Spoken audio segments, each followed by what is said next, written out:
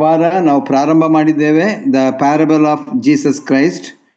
ಒಂದು ವೇಳೆ ಸಾಮ್ಯದ ಕುರಿತಾಗಿ ಹಳೆ ಒಡಂಬಡಿಕೆಯಲ್ಲಿಯೂ ಹೊಸ ಒಡಂಬಡಿಕೆಯಲ್ಲಿಯೂ ನಾವು ಅನೇಕ ಈ ಸಾಮ್ಯಗಳನ್ನು ನಾವು ನೋಡ್ತೇವೆ.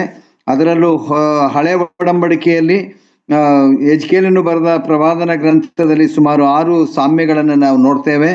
ಹಾಗೆ ಯೆರೆಮೀಯನ ಪ್ರವಾದನ ಗ್ರಂಥದಲ್ಲಿ ಸುಮಾರು 5 ಸಾಮ್ಯಗಳನ್ನು ನಾವು ಕಾಣ್ತೇವೆ. ಈ ಸಾಮ್ಯಗಳು ನಮ್ಮ ಜೀವನಕ್ಕೆ ಹತ್ತಿರವಾದಂಥದ್ದು, ನಾವು ಅನುಭವಿಸುವಂತಹದ್ದು, ನಾವು ಕಂಡಿರುವಂತಹದ್ದು, ನಾವು ಎಲ್ಲವನ್ನ ತಿಳಿದಿರುವಂತಹ ಸಂಗತಿಗಳನ್ನೇ ದೇವರು ಒಂದು ವೇಳೆ ಹಳೆ ಒಡಂಬಡಿಕೆಯಲ್ಲಿ ಸಾಮ್ಯಗಳನ್ನು ಆತನು ಹೇಳುವಂತವನಾಗಿದ್ದಾನೆ. ಯಾರ ಮೂಲಕ? ಪ್ರವಾದಿಗಳ ಮೂಲಕ.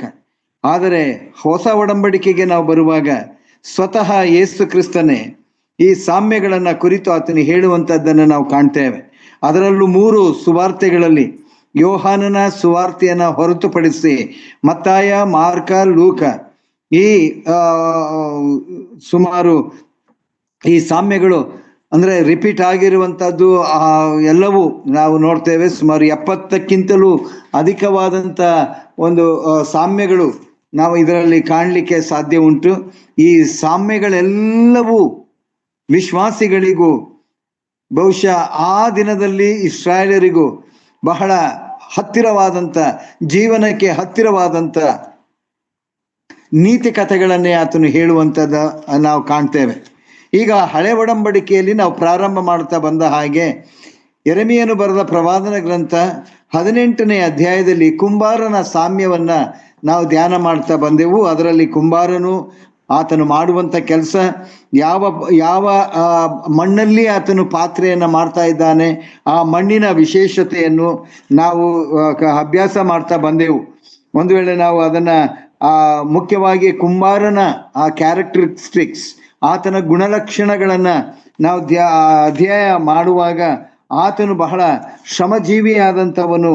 ತನ್ನ ಪಾತ್ರೆ ಮಾಡಬೇಕಾದಂಥ ಮಣ್ಣನ್ನ ಹುಡುಕಿ ತೆಗೆದುಕೊಂಡು ಬಂದು ಅದನ್ನ ಹಸನು ಮಾಡಿ, ಜಾಲರಿ ಆಡಿ, ಶುದ್ಧ ಮಾಡಿ ಅದರಲ್ಲಿ ತನ್ನ ಪಾತ್ರೆಯನ್ನು ಆತನು ಮಾಡುವಂಥವನಾಗಿದ್ದ.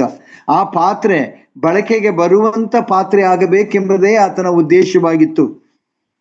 ಸುಮ್ಮನೆ ಆತನು ಕಾಲ ಕಳೆಯುವುದಕ್ಕಲ್ಲ, ಆ ಪಾತ್ರೆಯನ್ನ ಅನೇಕರು ಉಪಯುಕ್ತವಾದಂಥ ರೀತಿಯಲ್ಲಿ ಉಪಯೋಗಿಸುವಂತ ಪಾತ್ರೆಯನ್ನಾಗಿ ಆತನು ಮಾಡಲಿಕ್ಕೆ ಬಯಸುವಂಥವನು ಆತನಾಗಿದ್ದ. ಬಹಳ ನಿಪುಣನಾದಂಥ ಕುಂಬಾರನು, ಬಹಳ ಒಂದು ವೇಳೆ ತಾಳ್ಮೆಯುಳ್ಳಂಥ ಕುಂಬಾರನು. ಆ ಹೊರಗಡೆಯಲ್ಲಿ ಬಿದ್ದಿದ್ದಂಥ ಆ ಒಂದು ಜೇಡಿ ಮಣ್ಣನ್ನ ತಂದು ರೂಪಾಂತರ ಮಾಡಿ ಸುಂದರವಾದಂಥ ಪಾತ್ರೆಯನ್ನ ಮಾಡುವಂಥವನು ಆತನಾಗಿದ್ದ. ಹೀಗೆ ಆ ಕುಂಬಾರನ ವಿಷಯದಲ್ಲಿಯೂ ಜೇಡಿ ಮಣ್ಣಿನ ವಿಷಯದಲ್ಲಿಯೂ ಆತನು ತಿಳಿಸುತ್ತಾ ಈ ಒಂದು ವಿಷಯ ಯಾರಿಗೆ ಆತನು ಹೇಳ್ತಾ ಇದ್ದಾನೆ ಅನ್ನುವಂಥದ್ದನ್ನೇ ನಾವು ಅಭ್ಯಾಸ ಮಾಡುವಂಥದ್ದು ಈ ದಿನದ ಒಂದು ಸಂದೇಶವಾಗಿರ್ತದೆ. ಮತ್ತೊಮ್ಮೆ ಓದ್ತೇನೆ. 18ನೇ ಅಧ್ಯಾಯ, ಯೆರೆಮೀಯನು ಬರೆದ ಪ್ರವಾದನ ಗ್ರಂಥ 18ನೇ ಅಧ್ಯಾಯ. ಯೆಹೋವನು ಯೆರೆಮೀಯನಿಗೆ, ನೀನೆದ್ದು ಸಿದ್ಧನಾಗು, ನಾನು ನಿನ್ನನ್ನು ಒಂದು ಸ್ಥಳಕ್ಕೆ ನಾನು ಕಳಿಸ್ತಾ ಇದ್ದೇನೆ ಎಂಬುದಾಗಿ ಪ್ರವಾದಿಗೆ ಹೇಳುವಂತ ಮಾತು. ಅಂದ್ರೆ ಪ್ರವಾದಿ ಯಾರು?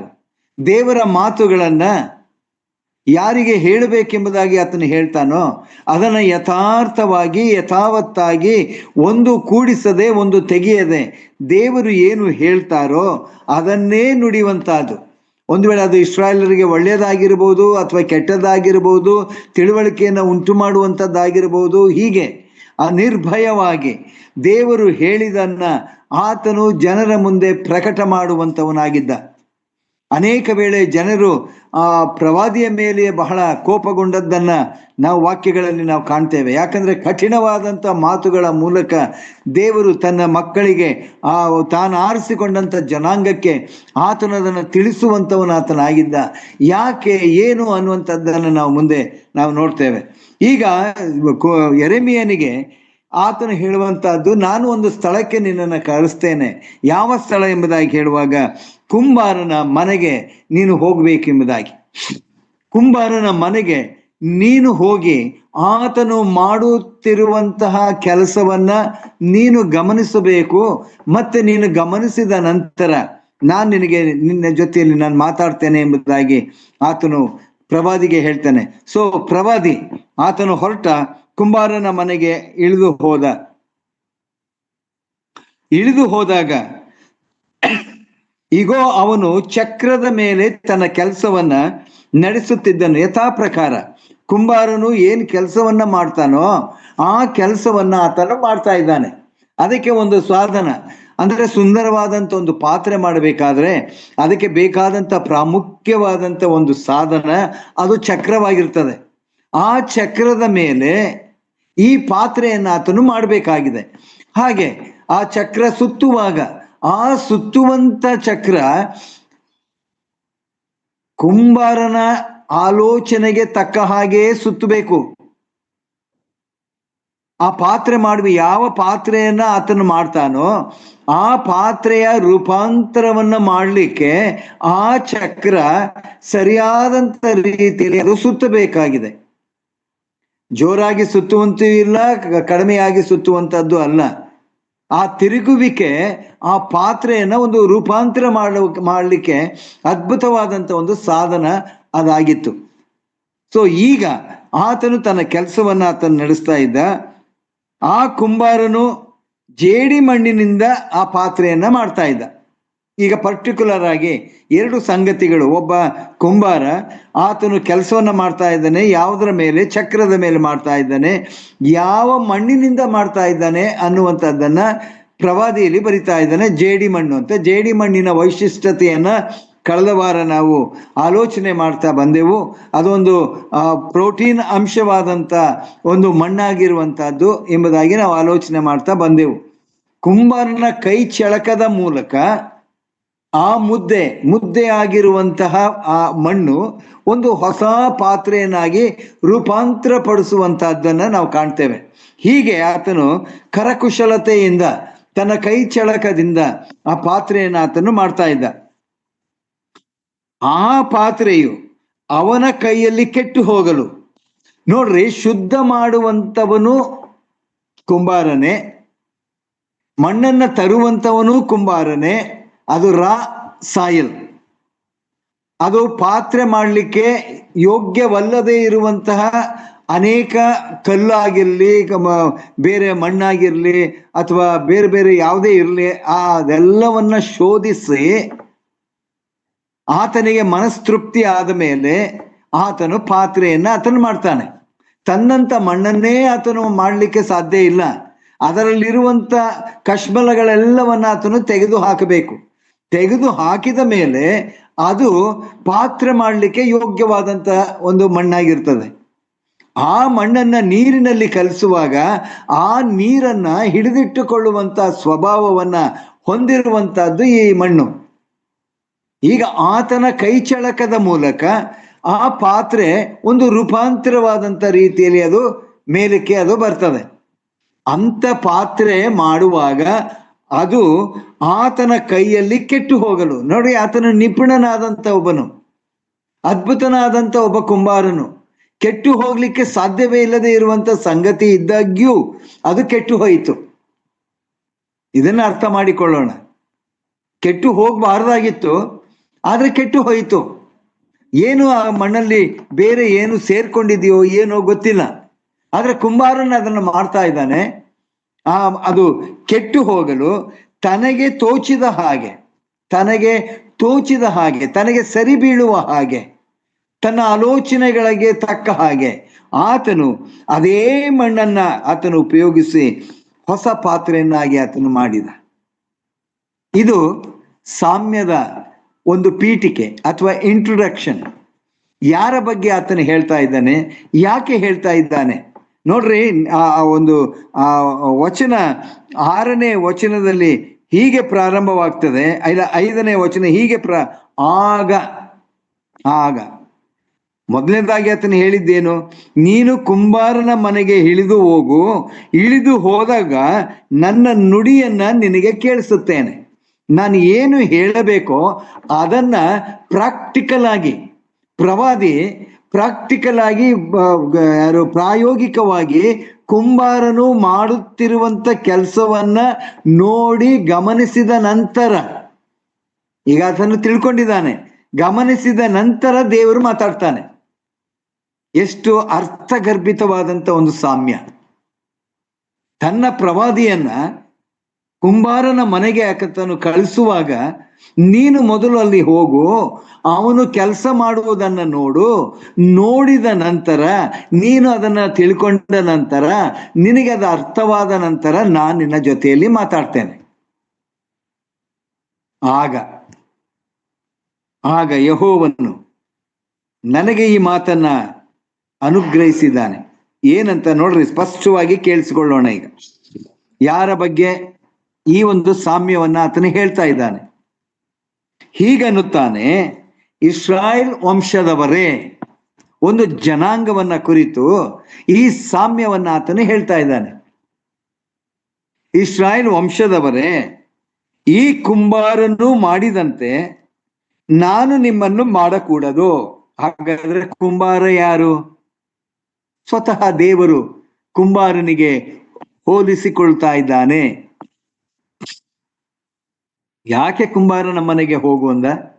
ಕುಂಬಾರನು ಆ ಒಂದು ವೇಳೆ ಯಾತಕ್ಕೂ ಬೇಡದೇ ಇದ್ದಂತ ಮಣ್ಣಲ್ಲಿ ಆತನ ಒಂದು ಹೊಸ ಪಾತ್ರೆಯನ್ನ ಮಣ್ಣನ್ನು ರೂಪಾಂತರ ಮಾಡಿ ಅದ್ಭುತವಾದಂತ ಒಂದು ಪಾತ್ರೆಯನ್ನ ಮಾಡುವಂತ ಕೆಲಸದಲ್ಲಿ ಆತನಿದ್ದಾನೆ. ಆ ಕುಂಬಾರನಿಗೆ ದೇವರು ತನ್ನನ್ನ ಹೋಲಿಸಿಕೊಳ್ತಾ ಇದ್ದಾನೆ. ಈ ಸಾಮ್ಯ ಎಂಬುದಾಗಿ ಹೇಳುವಾಗ ಒಂದಕ್ಕೊಂದು ಹತ್ತಿರವಾದಂತ ಒಂದು ಸಂಬಂಧವನ್ನ ಹೊಂದಿರುವಂತಹದ್ದು, ತಿಳ್ಕೊಳ್ಳಿಕ್ಕೆ ಬಹಳ ಸುಲಭವಾದಂತಹದ್ದು, ಅರ್ಥ ಮಾಡಿಕೊಳ್ಳಿಕ್ಕೆ ಬಹಳ ಗ್ರಹಿಸಿಕೊಳ್ಳುವುದಕ್ಕೆ ಬಹಳ ಸುಲಭವಾದದ್ದು. ಆ ಕುಂಬಾರನು ನೋಡ್ರಿ, ವಾಕ್ಯ ಹೀಗೆ ಹೇಳಿದೆ, ಈ ಕುಂಬಾರನು ಮಾಡಿದಂತೆ ನಾನು, ಈ ಕುಂಬಾರನು ಮಾಡಿದಂತೆ ನಾನು ಕುಂಬಾರನೇ, ನಾನು ನಿಮ್ಮನ್ನು ಮಾಡಕೂಡದು, ನಾನು ನಿಮ್ಮನ್ನು ಮಾಡಕೂಡದು ಎಂಬುದಾಗಿ ಹೇಳುವಾಗ, ಇಸ್ರಾಯೇಲ್ ಮನೆತನದವರೇ, ಜೇಡಿ ಮಣ್ಣು ಕುಂಬಾರನ ಕೈಯಲ್ಲಿ ಹೇಗೋ ಹಾಗೆ ನೀವು ನನ್ನ ಕೈಯಲ್ಲಿದ್ದೀರಿ. ಹಾಗಾದ್ರೆ ಕುಂಬಾರನು ಸ್ವತಃ ದೇವರಾಗಿದ್ದಾನೆ, ಜೇಡಿ ಮಣ್ಣು ಇಸ್ರಾಯೇಲ್ ಮನೆತನವಾಗಿದೆ.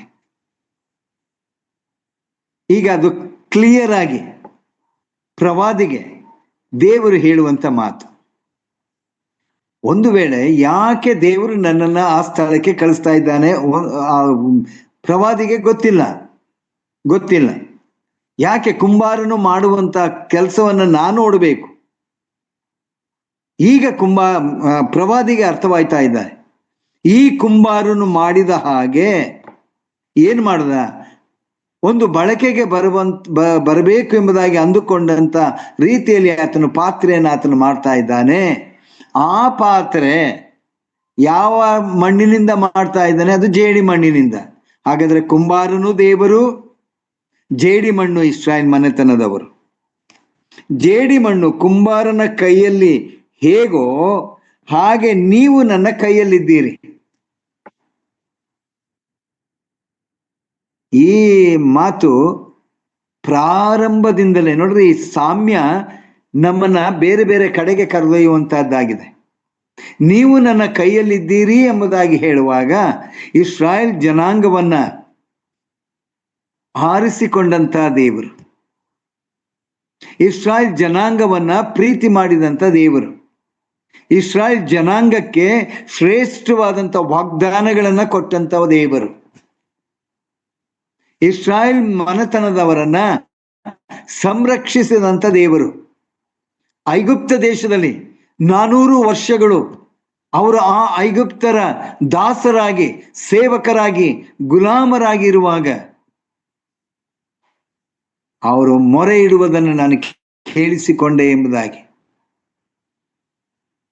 ಹಾಗಾದ್ರೆ ಈ ಸಾಮ್ಯ ಪ್ರಾರಂಭದಿಂದಲೇ ಅದು ನಮಗೆ ಬರುವಂತದ್ದಾಗಿದೆ. ಆದಿಕಾಂಡಗಳ ಪುಸ್ತಕ 12ನೇ ಅಧ್ಯಾಯಕ್ಕೆ ಬರೋಣ. ಆದಿಕಾಂಡಗಳ ಪುಸ್ತಕ 12ನೇ ಅಧ್ಯಾಯಕ್ಕೆ ಬರುವಾಗ ಅಬ್ರಹಾಮನ ಮೂಲಕ ಕೊಟ್ಟಂತ ಸಂತತಿ ಈ ಇಸ್ರಾಯೇಲ್ ಜನಾಂಗ. ಏನ್ ಹೇಳ್ತಾನೆ? 2ನೇ ವಚನ 12:2, ನಾನು ನಿನ್ನನ್ನು ದೊಡ್ಡ ಜನಾಂಗವಾಗುವಂತೆ ಮಾಡಿ ಆಶೀರ್ವದಿಸಿ ನಿನ್ನ ಹೆಸರನ್ನ ಖ್ಯಾತಿಗೆ ತರ್ತೇನೆ. ದೇವರು ಕರೆದ ನಿನ್ನನ್ನ ಎಂಬುದಾಗಿ ಹೇಳದೆ, ನಾನು ನಿನ್ನನ್ನು ದೊಡ್ಡ ಜನಾಂಗವಾಗುವಂತೆ ಮಾಡಿ ಆ ಜನಾಂಗವನ್ನ ಆಶೀರ್ವದಿಸ್ತೇನೆ ಎಂಬುದಾಗಿ ಮಾತು ಕೊಟ್ಟಂತ ದೇವರು. ಅದಾದ ನಂತರ ಆತನಿಗೆ ಹೇಳ್ತಾರೆ, ನಿನ್ನ ಹೆಸರನ್ನ ಪ್ರಖ್ಯಾತಿಗೆ ತರ್ತೇನೆ, ನಿನ್ನ ಹೆಸರು ಶಾಶ್ವತವಾಗಿ ಉಳಿಯುವ ಹಾಗೆ ನಾನು ಮಾಡ್ತೇನೆ, ಈ ಜನಾಂಗ ಶಾಶ್ವತವಾಗಿ ಉಳಿಯುವ ಹಾಗೆ ನಾನು ಅವರನ್ನು ಆಶೀರ್ವದಿಸ್ತೇನೆ, ನೀನು ಆಶೀರ್ವಾದದ ನಿಧಿಯಾಗುವಿ ಎಂಬುದಾಗಿ ಆತನು ಹೇಳ್ತಾನೆ. ಇದೇ ಆದಿಕಾಂಡಗಳ ಪುಸ್ತಕ 15ನೇ ಅಧ್ಯಾಯಕ್ಕೆ ಬರುವಾಗ 12ನೇ ವಚನದಲ್ಲಿ ಹೀಗಿದೆ, ಹೊತ್ತು ಮುಳುಗುತ್ತಿರುವಾಗ ಅಬ್ರಹಾಮನಿಗೆ ಗಾಢ ನಿದ್ರೆ ಹತ್ತಿತ್ತು, ಕಾರ್ಗತ್ತಲು ಅವನ ಮೇಲೆ ಕವಿಯಿತು, ಅವನು ಭಯಭ್ರಾಂತನಾದನು. ಆಗ ಯೆಹೋವನು ಅವನಿಗೆ, ನೀನು ಚೆನ್ನಾಗಿ ತಿಳಿಯತಕ್ಕದ್ದೇನೆಂದರೆ ಮನದಟ್ಟು ಮಾಡಿಕೋ, ತಿಳ್ಕೋ, ನಾನು ನಿನಗೆ ಹೇಳ್ತಾ ಇರುವಂತ ಮಾತನ್ನ ಗ್ರಹಿಸು. ನೀನು ತಿಳ್ಕೊಳ್ಳಬೇಕಾದದ್ದು ಏನೆಂದರೆ, ನಿನ್ನ ಸಂತತಿಯವರು ಅನ್ಯ ದೇಶದಲ್ಲಿ ಕೆಲವು ಕಾಲ ವಾಸವಾಗಿದ್ದು ಆ ದೇಶದವರಿಗೆ ದಾಸರಾಗುವರು. ವಿಮೋಚನ ಕಾಂಡಕ್ಕೆ ಲಿಂಕ್ ಆಗುವಂತ ಒಂದು ಪದ. ವಿಮೋಚನ ಕಾಂಡ 3ನೇ ಅಧ್ಯಾಯಕ್ಕೆ ಇದು ಆಧಾರವಾದಂತ ಒಂದು ವಚನವಾಗಿದೆ ಪ್ರಿಯರೇ. ನಿನ್ನನ್ನ ದೊಡ್ಡ ಜನಾಂಗವಾಗುವಂತೆ ಮಾಡ್ತೇನೆ. ಅಬ್ರಹಾಮನ ಮೂಲಕ ಇಸಾಕನಿಗೆ ಅದೇ ಆಶೀರ್ವಾದ, ಇಸಾಕನಿಗೂ ದೇವರು ಅದೇ ಆಶೀರ್ವಾದವನ್ನ ಕೊಟ್ಟು ಆ ಯಾಕೋಬನ ಮೂಲಕ ಈ ದೊಡ್ಡ ಜನಾಂಗವನ್ನ ದೇವರು ಮಾಡುವಂತದ್ದು ನಮ್ಮೆಲ್ಲರಿಗೆ ಗೊತ್ತಿರುವಂತಹದ್ದು. ಈ ಜನಾಂಗ ಆತನು ಹೇಳ್ತಾನೆ ಏನಂತ, 400 ವರ್ಷ ಆ ದೇಶದವರಿಂದ ಬಾಧೆ ಪಡುವವರು, ಅವರಿಂದ ಬಿಟ್ಟಿ ಕೆಲಸ ಮಾಡಿಸಿಕೊಂಡ ಜನಾಂಗವನ್ನು ನಾನು ಶಿಕ್ಷಿಸಿದ ನಂತರ ಅವರು ಬಹಳ ಆಸ್ತಿವಂತರಾಗಿ ಆ ದೇಶದಿಂದ ಬಿಡುಗಡೆಯಾಗಿ ಬರುವರು. ಯಾವ ಜನಾಂಗ? ಇಸ್ರಾಯೇಲ್ ಜನಾಂಗವನ್ನ ಮೋಶೆಯ ಮೂಲಕ ಹಾಲು ಜೇನು ಹರಿಯುವಂತ ದೇಶಕ್ಕೆ ಆತನು ಕರ್ಕೊಂಡು ಹೋಗುವಂತ ಅವಕಾಶವನ್ನ ಮಾಡಿಕೊಟ್ಟಂತ ಈ ಒಂದು ದೊಡ್ಡ ಜನಾಂಗ. ಈ ಜನಾಂಗ ನೀವು ನನ್ನ ಕೈಯಲ್ಲಿದ್ದೀರಿ ಎಂಬುದಾಗಿ ಪ್ರವಾದಿಯಾದಂಥ ಯೆಶಾಯನಿಗೆ ಅನೇಕ ಸಂದರ್ಭಗಳಲ್ಲಿ ಅವರ ಬಗ್ಗೆ ಹೇಳುವಂಥದ್ದು ನಾವು ಮುಂದೆ ಅದನ್ನು ಓದ್ತೇವೆ ಪ್ರಿಯರೇ. ಹಾಗಾದ್ರೆ ಈ ಜೇಡಿ ಮಣ್ಣು ಅದು ಇಸ್ರಾಯೇಲರಿಗೆ ಸಂಬಂಧಪಟ್ಟಂತ ಮಾತು, ಕುಂಬಾರನೂ ದೇವರಿಗೆ ಸಂಬಂಧಪಟ್ಟಂತ ಮಾತು. ನೋಡ್ರಿ, ಈಗ ಇಸ್ರಾಯೇಲ್ ಮನೆತನದವರೇ, ಜೇಡಿ ಮಣ್ಣು ಕುಂಬಾರನ ಕೈಯಲ್ಲಿ ಹೇಗೋ ಹಾಗೆ ನೀವು ನನ್ನ ಕೈಯಲ್ಲಿದ್ದೀರಿ. ನಾನು ಒಂದು ವೇಳೆ ಒಂದು ಜನಾಂಗವನ್ನಾಗಲಿ ರಾಜ್ಯವನ್ನಾಗಲಿ ಕಿತ್ತು ಕೆಡವಿ ನಾಶ ಮಾಡಬೇಕೆಂದು ಅಪ್ಪಣೆ ಕೊಟ್ಟಾಗ, ನಾನು ದಂಡನೆ ನಿರ್ಣಯಿಸಿದ ಆ ಜನಾಂಗದವರು ತಮ್ಮ ಕೆಟ್ಟತನದಿಂದ ತಿರುಗಿಕೊಂಡರೆ ನಾನು ಮಾಡಬೇಕೆಂದಿದ್ದ ಕೇಡನ್ನ ಮನಮರಿಗೆ ಮಾಡದಿರುವೆನು. ನನ್ನ ಕೈಯಲ್ಲಿ ಇರುವಂತಹ ಈ ಪಾತ್ರೆ ಕೆಟ್ಟು ಹೋದರೆ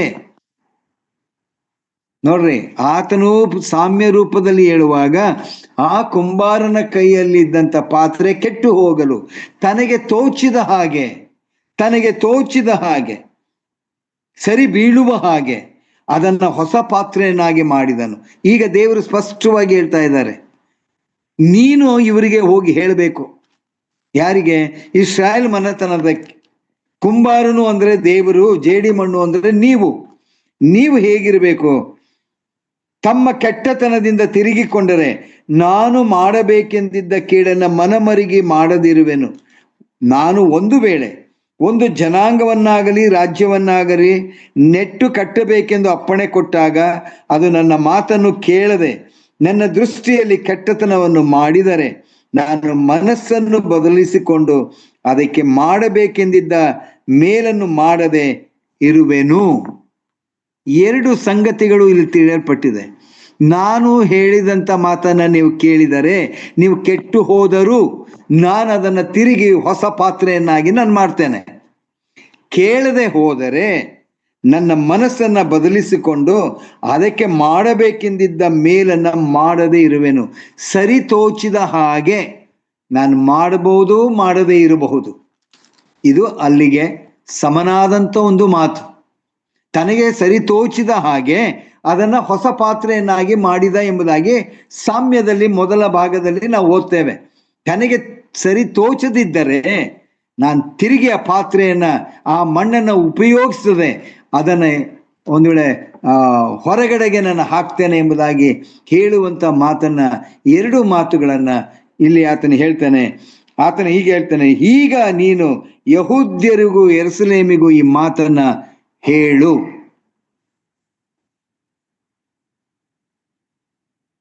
ಯಾಕೆ ಹೇಳು? ನೋಡ್ರಿ, ನಾನು ಆರಿಸಿಕೊಂಡಂತ ಜನಾಂಗ. ಯೆಶಾಯನ ಪ್ರವಾದನ ಗ್ರಂಥದಲ್ಲಿ ಬರೆಯಲ್ಪಟ್ಟಿದೆ, ಇವರು ನನ್ನ ಪ್ರಜೆಗಳು, ನನ್ನ ಮಕ್ಕಳು, ಮೋಸ ಮಾಡಲಾರರು ಅಂದುಕೊಂಡು ಇವರಿಗೆ ನಾನು ರಕ್ಷಕನಾದೇನೆ ಎಂಬುದಾಗಿ ಇಲ್ಲಿ ಬರೆಯಲ್ಪಟ್ಟಿದೆ. ನಾನು ಕೈ ಚಾಚಿದಾಗೆಲ್ಲ ಅವರು ದೂರ ಹೋಗ್ತಾ ಇದ್ರು ಎಂಬುದಾಗಿ. ಹಾಗಾದ್ರೆ ಪ್ರಿಯರೇ, ನನಗೆ ಸರಿ ತೋಚಿದ ಹಾಗೆ ನಾನು ಹೊಸ ಪಾತ್ರೆಯನ್ನು ಮಾಡಬಹುದು. ನನಗೆ ಸರಿ ತೋಚದಿದ್ದರೆ ನಾನು ಆ ಪಾತ್ರೆಯನ್ನು ನಾನು ಮಾಡುವುದಿಲ್ಲ. ಅದು ಕೆಟ್ಟು ಹೋದಾಗ ಆ ಪಾತ್ರೆಯನ್ನು ನಾನು ಬಿಸಾಕ್ತೇನೆ ಎಂಬುದಾಗಿ ದೇವರು ಕಠಿಣವಾದಂತಹ ಮಾತುಗಳು. ಮುಂದುವರಿಸ್ತಾನೆ ಆತನು ಮಾತನ್ನ ಹೇಳು. ಯೆಹೋವನು ಈಗನ್ನುತ್ತಾನೆ, ಆಹಾ, ನಾನು ನಿಮಗೆ ವಿರುದ್ಧವಾಗಿ ಯೋಚಿಸಿ ಕೇಡನ್ನ ಕಲ್ಪಿಸುತ್ತಿದ್ದೇನೆ. ನಿಮ್ಮಲ್ಲಿ ಪ್ರತಿಯೊಬ್ಬನು ತನ್ನ ತನ್ನ ದುರ್ಮಾರ್ಗದಿಂದ ಹಿಂತಿರುಗಲಿ, ನಡತೆಯನ್ನು ಕೃತ್ಯಗಳನ್ನು ಸರಿಪಡಿಸಿಕೊಳ್ಳಲಿ.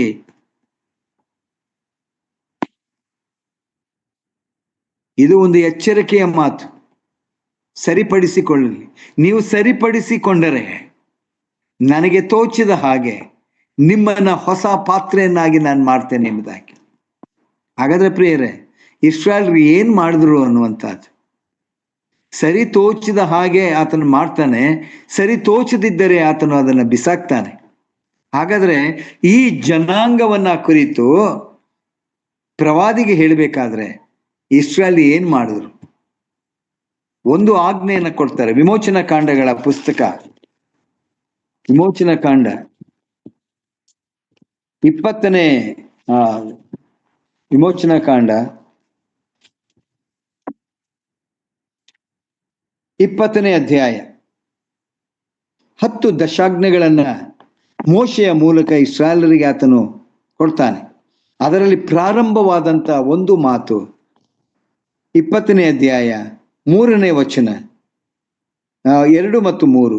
ಯೆಹೋವನು ಎಂಬ ನಿನ್ನ ದೇವರು ನಾನೇ, ನಾನಲ್ಲದೆ ತಿರುಗಿ ಓದ್ತೇನೆ, ನಾನಲ್ಲದೆ ತಿರುಗಿ ಓದ್ತೇನೆ, ನಾನಲ್ಲದೆ ನಿನಗೆ ಬೇರೆ ದೇವರುಗಳು ಇರಬಾರದು.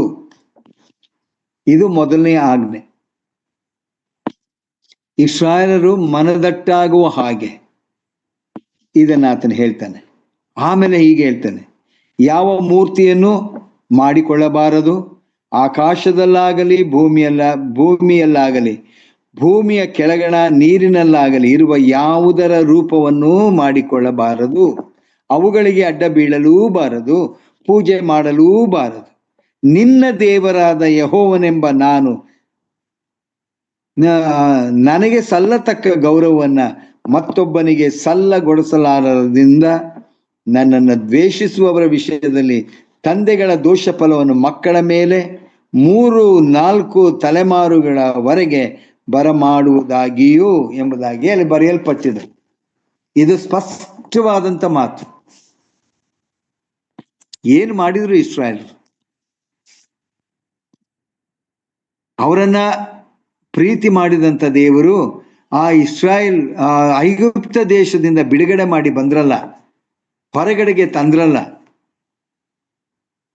ಆ ಹೊರಗಡೆಗೆ ತಂದಾಗ,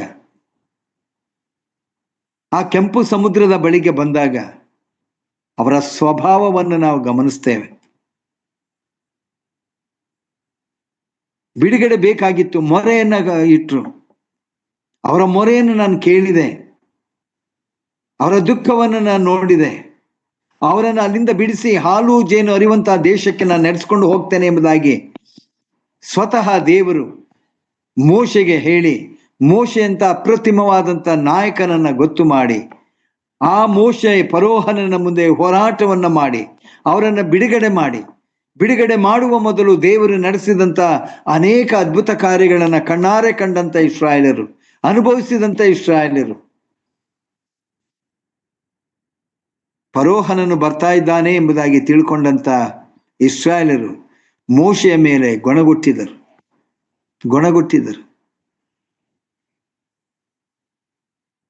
ನಾವಿಲ್ಲಿ ಸಾಯ್ತಾ ಇದ್ದೇವೆ, ಫರೋಹನನು ಬರ್ತಾನೆ, ನಮ್ಮನ್ನು ತಿರುಗಿ ಆತನು ದಾಸತ್ವಕ್ಕೆ ಕರ್ಕೊಂಡು ಹೋಗ್ತಾನೆ, ನಾವು ಹೇಗೆ ಈ ಕೆಂಪು ಸಮುದ್ರವನ್ನ ದಾಟಲಿಕ್ಕೆ ಸಾಧ್ಯ?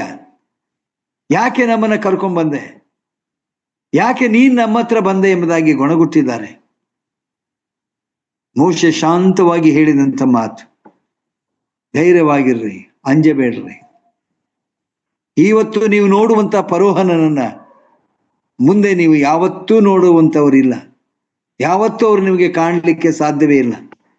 ನೋಡ್ರಿ, ದೇವರು ಮಾಡಿದಂಥ ಅದ್ಭುತ ಕಾರ್ಯ, ಅಬ್ರಹಾಮನಿಗೆ ಪ್ರಮಾಣ ಪೂರ್ವಕವಾಗಿ ವಾಗ್ದಾನ ಮಾಡಿದಂಥ ದೇವರು ಒಣ ನೆಲದಲ್ಲಿ ಅವರನ್ನು ನಡೆಸ್ತಾನೆ.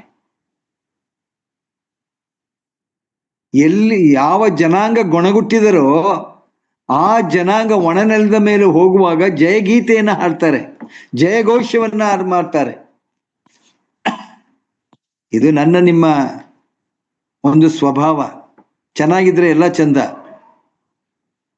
ಏನಾದ್ರೂ ಎಡವಟ್ಟಾದ್ರೆ ಯಾರ ಮೇಲೋ ನಾವು ಹಾಕ್ತೇವೆ. ಇಸ್ರಾಯೇಲರ ಆ ಒಂದು ಸ್ವಲ್ಪ ಸಮಯದ ಹಿಂದೆ ಗೊಣಗುಟ್ಟಿದಂಥವರ ಬಾಯಲ್ಲಿ ಈಗ ಜಯಘೋಷ. ದೇವರವರನ್ನು ಒಣನೆಲದಲ್ಲಿ ಆತನು ಸಾಗಿಸಿದ, ನಡೆಸಿದ. ಫರೋಹನು ಆತನು ತನ್ನ 600 ದ ಗ್ರೇಟ್ ವಾರಿಯರ್ಸ್, ರಣವೀರರು ಅವರು ಬಂದಿದ್ದಾರೆ, ಸಮುದ್ರದಲ್ಲಿ ಮುಳುಗಿ ಸತ್ತು ಹೋದ್ರು.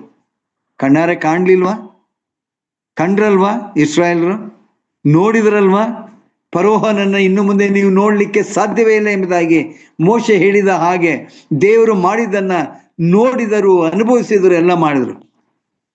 ಈ ಆಜ್ಞೆಯನ್ನ ಆತನು ಬರೆಸಬೇಕಾದ್ರೆ ಮೋಶೆಯನ್ನ ಸಿನಾಯಿ ಬೆಟ್ಟಕ್ಕೆ ಕರ್ಕೊಂಡು ಆತನು ಹೋದಾಗ ಅದೇ ಜಯಘೋಷ ಆಡಿದಂತ ಇಸ್ರಾಯೇಲರು ಹೇಳಿದಂತ ಮಾತು, ಮೋಶೆ ಏನಾದನು ನಮಗೆ ಗೊತ್ತಿಲ್ಲ, ನಾವು ಮುಂದಕ್ಕೆ ಹೋಗ್ಬೇಕಾಗಿದೆ, ನಮಗೆ ಬೇರೊಬ್ಬ ದೇವರನ್ನ ಮಾಡಿಕೊಡು.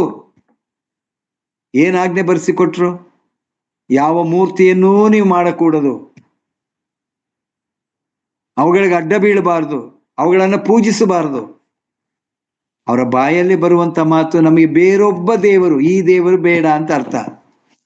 ಬೇರೊಬ್ಬ ದೇವರು ನಮಗೆ ಬೇಕು, ನಮಗೆ ಮಾಡಿಕೊಡು. ಆರೋನನ್ನ ಪೀಡಿಸಿದ್ರು, ಆರೋನನಿಗೆ ಬೇರೆ ವಿಧಿ ಇಲ್ಲ. ಅಲ್ಲಿದ್ದಂತ ಆಭರಣಗಳನ್ನ ತಕೊಂಡ ಬಸವನ ಮೂರ್ತಿಯನ್ನ ಮಾಡಿಕೊಟ್ಟ. ಎಲ್ಲಿತ್ತು ಈ ಬಸವನ ಮೂರ್ತಿ? ಎಲ್ಲಿತ್ತು ಈ ವಿಗ್ರಹಗಳು? 400 ವರ್ಷ ಐಗುಪ್ತದಲ್ಲಿ ಇದ್ರಲ್ಲ, ಅನೇಕ ವಿಗ್ರಹಗಳನ್ನ ಅಲ್ಲಿ ನೋಡಿದ್ರು. ಐಗುಪ್ತರ ಒಂದು ಜೀವನ ಕ್ರಮವನ್ನ ನೋಡಿದಂಥವರು, ಅವರು ಆ ವಿಗ್ರಹಗಳಿಗೆ ಆರಾಧನೆ ಮಾಡ್ತಾ ಇದ್ರು, ವಿಗ್ರಹಗಳನ್ನ ಪೂಜೆ ಮಾಡ್ತಾ ಇದ್ರು. ಇದನ್ನ ನೋಡಿದಂತ ಇಸ್ರಾಯೇಲರು ಈಗ ನಮಗೆ ಬೇರೊಬ್ಬ ದೇವರು ಬೇಕು, ನಮಗೆ ಬೇರೊಬ್ಬ ದೇವರು ಮಾಡಿಕೊಡು. ಆಮೇಲೆ ಏನಂತಾರೆ, ಇದೇ ನಮ್ಮನ್ನ ಐಗುಪ್ತ ದೇಶದಿಂದ ಬಿಡಿಸಿ ಹೊರತಂದಂತದ್ದು ಎಂಬುದಾಗಿ. ನೀವು ನನ್ನ ಕೈಯಲ್ಲಿದ್ದೀರಿ, ನನಗೆ ತೋಚಿದ ಹಾಗೆ ನಾನು ಮಾಡ್ತೇನೆ. ನೀವು ತಿರುಗಿಕೊಳ್ಳದಿದ್ದರೆ ಹೊಸ ಪಾತ್ರೆಯಾಗಿ ಖಂಡಿತವಾಗಿ ನಿಮ್ಮನ್ನು ಮಾಡಲಿಕ್ಕೆ ಸಾಧ್ಯವೇ ಇಲ್ಲ ಎಂಬುದಾಗಿ ಹೇಳುವಂತ ದೇವರು. ಎಂತ ಅಸಹ್ಯ ತರುವಂತ ಜನಾಂಗ. ಎಲ್ಲದಕ್ಕಿಂತ ಹೆಚ್ಚಾಗಿ ನೋಡ್ರಿ, ಯೆಶಾಯನು ಬರಿತಾನೆ, ಒಂದೊಂದು ಪದಗಳು ಆ ಇಸ್ರಾಯೇಲರು ನಿಜವಾಗ್ಲೂ ಹೊಸ ಪಾತ್ರೆ ಆಗ್ಲಿಕ್ಕೆ ಯೋಗ್ಯರೇ ಅಲ್ಲ. ಕುಂಬಾರನು ತನಗೆ ತೋಚಿದ ಹಾಗೆ ಕೈಯಲ್ಲಿ ಕೆಟ್ಟು ಹೋದಂತ ಪಾತ್ರೆಯ ಆ ಮಣ್ಣನ್ನ ಆತನು ತಿರುಗಿ ಉಪಯೋಗಿಸಿ ಹೊಸ ಪಾತ್ರೆಯನ್ನಾಗಿ ಮಾಡಲಿಕ್ಕೆ ಆತನು ಶಕ್ತನಾಗಿದ್ದಾನೆ. ಆದರೆ ಈ ಜನಾಂಗಕ್ಕೆ ಹೇಳಿದಂತ ಮಾತು, ನೀವು ಜೇಡಿಮಣ್ಣು, ನಾನು ಕುಂಬಾರ, ನನಗೆ ತೋಚಿದ ಹಾಗೆ ನಾನು ಮಾಡ್ತೇನೆ. ನೋಡ್ರಿ, ಅವರು ಹೊಸ ಪಾತ್ರೆ ಆಗ್ಲಿಕ್ಕೆ ಯೋಗ್ಯರೇ ಅಲ್ಲ. ಯಾಕಂದ್ರೆ ಯೆರೆಮೀಯನು ಮೊದಲ ಅಧ್ಯಾಯದಲ್ಲಿ ಆ ರೀತಿಯಾಗಿ ಆತನು ಬರಿತಾನೆ. 2ನೇ ವಚನದಿಂದ ಓದ್ತೇನೆ. ಯೆಶಾಯನು ಬರೆದ ಪ್ರವಾದನ ಗ್ರಂಥ 1ನೇ ಅಧ್ಯಾಯ 2ನೇ ವಚನದಿಂದ, ಆಕಾಶ ಮಂಡಲವೇ ಆಲಿಸು, ಭೂಮಂಡಲವೇ ಕೇಳು, ಯೆಹೋವನು ಮಾತಾಡುತ್ತಿದ್ದಾನೆ. ಯಾರ ಬಗ್ಗೆ ಮಾತಾಡ್ತಿದ್ದಾನೆ? ಯೆಹೋವನೇ ಮಾತಾಡ್ತಾ ಇದ್ದಾನೆ, ನಾನಲ್ಲ. ಯೆಶಾಯನು ಹೇಳ್ತಾನೆ, ನಾನಲ್ಲ, ಯೆಹೋವನೇ ಮಾತಾಡ್ತಾ ಇದ್ದಾನೆ. ಆಲಿಸು, ಕೇಳು, ಆತನು ಹೇಳ್ತಾನೆ, ಮಾತಾಡ್ತಿದ್ದಾನೆ. ನಾನು ಸಾಕಿ ಸಲಹಿದ ಮಕ್ಕಳೇ ನನಗೆ ದ್ರೋಹ ಮಾಡಿದ್ದಾರೆ. ನನ್ನ ಕೈಯಲ್ಲಿ, ಕುಂಬಾರನ ಕೈಯಲ್ಲಿ ಜೇಡಿಮಣ್ಣು ಹೇಗೋ ಹಾಗೆ ನೀವು ನನ್ನ ಕೈಯಲ್ಲಿದ್ದೀರಿ. ಹೇಗಿದ್ರಿ? ನಾನು ಸಾಕಿ ಸಲಹಿದಂತ ನನ್ನ ಮಕ್ಕಳು ಏನ್ ಮಾಡಿದ್ದಾರೆ? ನನಗೆ ದ್ರೋಹ ಮಾಡಿದ್ದಾರೆ. ದ್ರೋಹ ಅಂದ್ರೆ ನಮ್ಮೆಲ್ಲರಿಗೆ ಗೊತ್ತುಂಟು, ಎಂದು ಕ್ಷಮಿಸಲಾರದೆ ಇರುವಂತಹ ಪಾಪ. ದ್ರೋಹ ಆ ಒಂದು ಪದ ಎಂದು ಯಾರು ಕ್ಷಮಿಸಲಾರದೆ ಇರುವಂತಹ ಒಂದು ಪದ. ಅರ್ಹರೇ ಅಲ್ಲ, ಕ್ಷಮಾಪಣೆಗೆ ಅರ್ಹರೇ ಅಲ್ಲ. ದೇವರು ಬಳಸುವಂತ ಮಾತುಗಳು ನಾವು ಕೇಳಿಸಿಕೊಳ್ತಾ ಇದ್ದೇವೆ ಪ್ರಿಯರೇ. ಯೆಹೋವನೇ ಮಾತಾಡ್ತಾ ಇದ್ದಾನೆ. ನಾನು ಪ್ರೀತಿಸಿದಂತ ಜನಾಂಗ, ನಾನು ಆರಿಸಿಕೊಂಡಂತ ಜನಾಂಗ, ವಾಗ್ದಾನವನ್ನ ಮಾಡಿದಂತ ಈ ಜನಾಂಗ ನನಗೆ ದ್ರೋಹ ಮಾಡಿದ್ದಾರೆ. ಆಮೇಲೆ ನೋಡ್ರಿ, ಅಲ್ಲಿ ಪ್ರಾಣಿಗಳನ್ನ ಉದಾಹರಣೆಗೆ ಆತನು ಕೊಡ್ತಾ ಇದ್ದಾನೆ. ಪ್ರಾಣಿಗಿಂತಲೂ ಕಡೆ ಎತ್ತು ಯಜಮಾನನನ್ನು, ಕತ್ತೆ ಒಡೆಯನ ಕೊಟ್ಟಿಗೆಯನ್ನು, ಗೋದಲಿಯನ್ನು ತಿಳಿದಿರುವವರು. ಇಸ್ರಾಯೇಲ್ ಜನರಿಗೋ ತಿಳುವಳಿಕೆ ಇಲ್ಲ, ನನ್ನ ಪ್ರಜೆಯು ಆಲೋಚಿಸುವುದಿಲ್ಲ. ಕಠಿಣವಾದಂತ ಪದಗಳನ್ನು ಉಪಯೋಗಿಸ್ತಿದ್ರು. ಆತನು ಒಂದು ಮಾತು ಹೇಳ್ತಾನೆ, ನನ್ನ ಪ್ರಜೆ ತನ್ನ ಪ್ರಜೆ, ನನ್ನ ಪ್ರಜೆ ಎಂಬುದಾಗಿ. ನಾನು ಆರಿಸಿಕೊಂಡಂತ ಜನಾಂಗ, ನಾನು ಇಷ್ಟಪಡುವಂತ ಜನಾಂಗ, ನಾನು ಪ್ರೀತಿಸುವಂತ ಜನಾಂಗ. ಆ ಎತ್ತು ಯಜಮಾನನನ್ನು, ಕತ್ತೆ ಒಡೆಯನ ಕೊಟ್ಟಿಗೆಯನ್ನು, ಗೋದಲಿಯನ್ನು ತಿಳ್ಕೊಂಡಿವೆ. ಆ ಪ್ರಾಣಿಗಿಂತಲೂ ಕಡೆ ಯಾರು? ನನ್ನ ಪ್ರಜೆಗಳು. ಅವರು ತಿಳುವಳಿಕೆ ಇಲ್ಲ, ಆಲೋಚಿಸುವುದಿಲ್ಲ. ನೋಡ್ರಿ ಪದ, ಪಾಪಿಷ್ಟ ಜನವೇ, ಪಾಪಿಷ್ಟ ಜನವೇ, ಅಧರ್ಮ ಭಾರ ಹೊತ್ತಿರುವ ಪ್ರಜೆಯೇ, ದುಷ್ಟ ಜಾತಿಯೇ, ದ್ರೋಹಿಗಳಾದ ಮಕ್ಕಳೇ, ನಿಮ್ಮ ಗತಿಯನ್ನು ಏನು ಹೇಳಲಿ? ಯೆರೆಮೀಯನು ಬರಿತಾನೆ, ನನ್ನ ಮಾತನ್ನು ಕೇಳದೆ. ಯೆರೆಮೀಯ 18:10,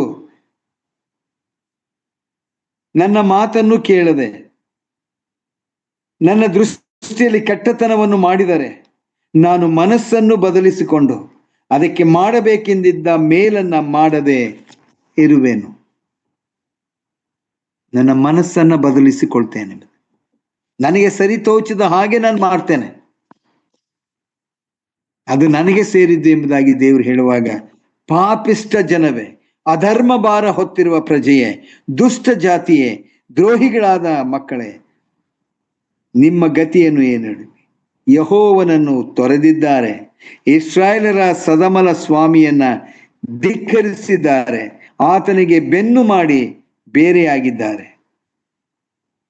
ಏಕೆ ದ್ರೋಹವನ್ನು ಹೆಚ್ಚಿಸಿ ಪೆಟ್ಟಿಗೆ ಗುರಿಯಾಗುತ್ತೀರಿ? ಒಂದು ಪ್ರಶ್ನೆ ಇದೆ. ಈ ಪ್ರಶ್ನೆಗೆ ಉತ್ತರ ಯೆರೆಮೀಯನು ಬರಿತಾ ಇದ್ದಾನಲ್ಲ, ತನಗೆ ತೋಚಿದ ಹಾಗೆ ಅದನ್ನು ಹೊಸ ಪಾತ್ರೆಯನ್ನಾಗಿ ಮಾಡುವಂತ ಕುಂಬಾರನು, ತನಗೆ ತೋಚಿದ ಹಾಗೆ ಮಾಡದಿರುವಂತಹ ಕುಂಬಾರನು ನಮ್ಮ ದೇವರು. ಪ್ರೇರೆ, ಒಂದು ವೇಳೆ ನಾನು ಇಲ್ಲಿಗೆ ನಿಲ್ಲಿಸ್ತೇನೆ. ಈ ಜನಾಂಗಕ್ಕೆ ದೇವರು ಹೇಳಿದಂತ ಮಾತು, ಯಾಕೆ ದೇವರು ತನ್ನನ್ನು ಕುಂಬಾರನಿಗಾಗಿ ಹೋಲಿಸಿಕೊಳ್ತಾನೆ? ಜೇಡಿ ಮಣ್ಣನ್ನ ಇಸ್ರಾಯೇಲ್ ಮನೆತನಕ್ಕೆ ಆತನು ಹೇಳ್ತಾನೆ, ಈಗ ಈಗ ಚಕ್ರದ ಮೇಲೆ ಆತನು ಮಾಡ್ತಾ ಇದ್ನಲ್ಲ, ಚಕ್ರ ನಮ್ಮ ಜೀವಿತವನ್ನ ಪ್ರತಿನಿಧಿಸುವಂತದ್ದಾಗಿದೆ. ನಾನು ಈಗಾಗಲೇ ಹೇಳಿದೆ, ನಮ್ಮ ಜೀವಿತ ಹೇಗಿದೆ ಅಂತಂದ್ರೆ,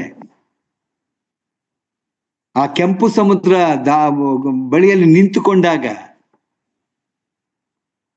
ಮೋಶೆಯ ಮೇಲೆ ಗುಣಗುಟ್ಟಿದ್ರು, ದೇವರಲ್ಲಿ ಮಾಡಿದಂತ ಕಾರ್ಯವನ್ನ ನೋಡಿದ್ರು. ಒಣನೆಲದ ಮೇಲೆ ನಡೆಯುವಾಗ ಜಯಗೀತೆಯನ್ನ, ಜಯಘೋಷವನ್ನ ಅವರು ಮಾಡಿದ್ರು. ಎಷ್ಟು ಸಾರಿ ಈ ರೀತಿಯಾಗಿ ಬದಲಾಯಿಸಿಕೊಳ್ತಾರೆ. ನಮ್ಮ ಜೀವಿತ ಎಂಥದ್ದು? ದೇವರು ಉಪಕಾರ ಮಾಡಿದಾಗ ದೇವರನ್ನ ಸ್ತುತಿಸುವಂತಹದ್ದು, ಪ್ರಾರ್ಥನೆ ಕೇಳದೇ ಇರುವಾಗ ದೇವರನ್ನ ಬೈಕೊಳ್ಳುವಂತಹದ್ದು. ಇದು ನಮ್ಮ ಜೀವಿತ. ನಮ್ಮ ಜೀವಿತವನ್ನ ಚಕ್ರದ ಹಾಗೆ ಸುತ್ತಿಸುವಂತವನು ದೇವರು. ತನಗೆ ಸರಿ ತೋಚಿದ ಹಾಗೆ ಆ ಚಕ್ರವನ್ನ ಸುತ್ತಿಸುವಂತವನು ದೇವರೇ. ದೇವರ ವಾಕ್ಯ ಹೇಳ್ತದೆ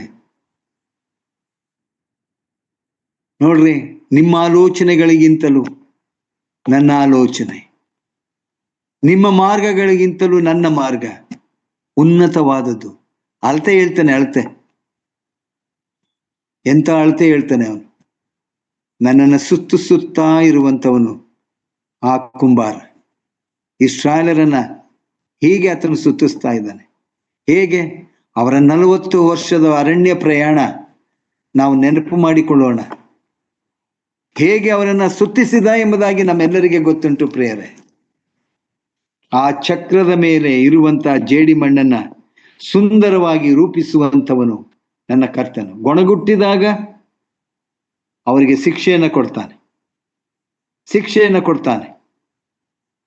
ಅವರು ಮೊರೆ ಇಟ್ಟಾಗ ತಿರುಗಿ ಪ್ರೀತಿ ಮಾಡುವಂತ ದೇವರು, ಕ್ಷಮಿಸುವಂತ ದೇವರು. ತನಗೆ ತೋಚಿದ ಹಾಗೆ ತನ್ನ ಕೈಯಲ್ಲಿರುವಂತ ಜೇಡಿಮಣ್ಣಾದಂತ ಇಸ್ರಾಯೇಲರನ್ನ ರೂಪಿಸುವಂತವನು ಆತನಾಗಿದ್ದಾನೆ. ಇದರ ಮೂಲಕ ನಮ್ಮ ಜೀವಿತವನ್ನು ನೆನಪು ಮಾಡಿಕೊಳ್ಳೋಣ. ನಾವು ಜೇಡಿಮಣ್ಣೆ, ನಾವು ನಮ್ಮ ಕರ್ತನ ಕೈಯಲ್ಲಿದ್ದೇವೆ. ಅನೇಕ ವೇಳೆ ಇಸ್ರಾಯೇಲರು ಮಾಡಿದ ಹಾಗೆ ನಾವುಗಳು ಸಹ ಮಾಡ್ತೇವೆ.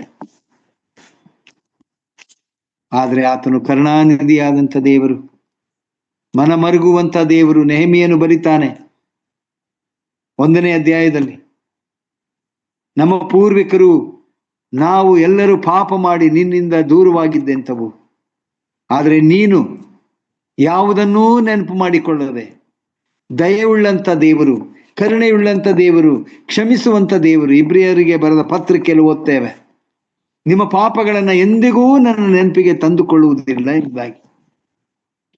ಎಂತಹ ಕುಂಬಾರನು ನಮ್ಮ ದೇವರು. ನಮ್ಮನ್ನು ಹೊಸ ಪಾತ್ರೆಯನ್ನಾಗಿ ಮಾಡಬೇಕೆಂಬುದಾಗಿ ಬಯಸಿದಂಥವನು. ನಾವು ಆತನ ಕೈಯಲ್ಲಿದ್ದೇವಲ್ಲ. ಇದು ಇಸ್ರಾಯೇಲರ ಮನೆತನ ಆಯ್ತು. ಹಳೆ ಒಡಂಬಡಿಕೆಯಲ್ಲಿ ಬರುವಂತ ಒಬ್ಬ ವ್ಯಕ್ತಿ, ಹೊಸ ಒಡಂಬಡಿಕೆಯಲ್ಲಿ ಬರುವಂತ ಒಬ್ಬ ವ್ಯಕ್ತಿ ಅವರನ್ನ ಸುಂದರವಾದಂತ ಪಾತ್ರೆಯನ್ನಾಗಿ ಮಾಡಬೇಕೆಂಬುದಾಗಿ ಬಯಸಿದಂತ ದೇವರು. ಅದು ಕೆಟ್ಟು ಹೋಯಿತು. ಒಬ್ಬ ವ್ಯಕ್ತಿಯನ್ನ ಆತನು ಸರಿ ತೋಚಿದ ಹಾಗೆ ತಿರುಗಿ ಆತನನ್ನು ಹೊಸ ಪಾತ್ರೆಯನ್ನಾಗಿ ಮಾಡಲಿಲ್ಲ. ಹೊಸ ಒಡಂಬಡಿಕೆಗೆ ಬರುವಾಗ ಆತನು ಮತ್ತೆ ಉಪಯೋಗಿಸಲ್ಪಡುವ ಹಾಗೆ ಆ ಪಾತ್ರೆಯನ್ನು ಆತನು ರೂಪಿಸಿಕೊಟ್ಟ. ಇದನ್ನು ನಾವು ಅಭ್ಯಾಸ ಮಾಡಲಿಕ್ಕೆ ಹೋಗ್ತೇವೆ ಪ್ರಿಯರೇ. ಆದ್ರೆ ಒಂದು ಸತ್ಯ ನಾವು ತಿಳ್ಕೊಳ್ಳೋಣ, ಈ ಸಾಮ್ಯ ಕೇವಲ ಇಸ್ರಾಯೇಲರಿಗೆ ಮಾತ್ರ, ಕೇವಲ ಇಲ್ಲಿ ಬರೆದಿರುವಂತ ವ್ಯಕ್ತಿಗಳಿಗೆ ಮಾತ್ರವಲ್ಲ, ನಮ್ಮ ಜೀವಿತಕ್ಕೂ ಇದು ಅನ್ವಯವಾಗುವಂತ ಒಂದು ಸಾಮ್ಯವಾಗಿರುವಾಗ ಇದನ್ನು ಚೆನ್ನಾಗಿ ಆಲೋಚನೆ ಮಾಡುತ್ತಾ ನಮ್ಮ ಜೀವಿತವನ್ನ ಕರ್ತನ ಕೈಗೆ ನಾವು ಕೊಡುವುದಾದರೆ ಬಳಕೆಗೆ ಬರುವಂತ ಪಾತ್ರೆಯನ್ನಾಗಿ ಆತ ನಮ್ಮನ್ನ ಮಾಡುವಂತವನು, ರೂಪಿಸುವಂತವನಾಗಿದ್ದಾನೆ. ಆತನ ನಾಮಕ್ಕೆ ಸ್ತೋತ್ರವಾಗಲಿ. ಆಮೇನ್.